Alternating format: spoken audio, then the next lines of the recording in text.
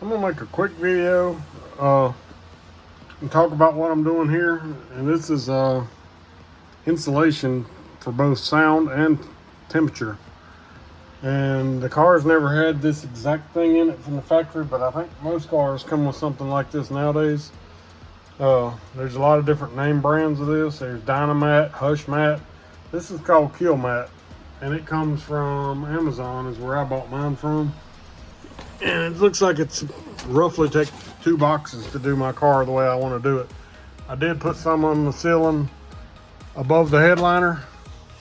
But basically what it is it's a foil with backing on it that's kind of like tar in a way, but it dampens the sounds, makes the car quieter, does away with a lot of the noise that you get from the road and everything, and it also keeps a lot of the heat from the mufflers from filling it through there. And they make special stuff you can put above the mufflers if that's a real problem for you.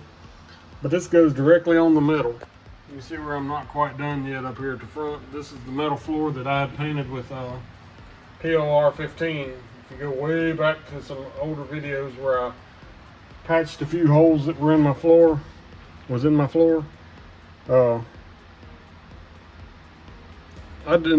don't make floor pans for this car. Not a full floor pan or anything. My car had a few holes, but not a lot. So I patched the holes, welded them. That's the only good way to do it, is to cut it out and weld new metal in. And I welded them, and now I'm finally at the point getting ready to put my interior in.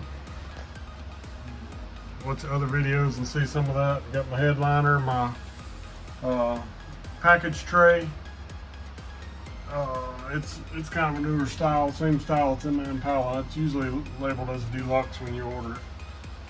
But anyway, I'm gonna insulate the floor. I'm gonna insulate these side panels here. You can actually put it in your doors if you want.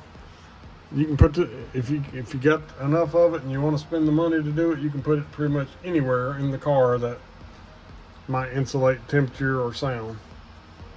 But that's what I'm doing. I just want to make a quick video about that. I'm not going to show how to do it. It's basically like putting a big sticker on. You know, you put it on there and you form it down, poke your holes. This is the hole where the seatbelt goes.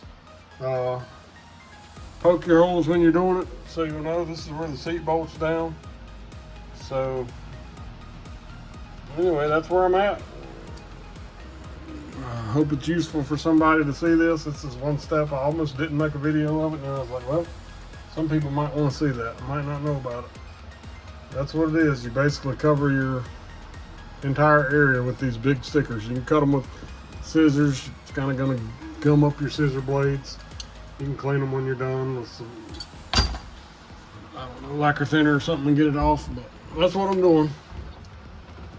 All right, thanks for watching.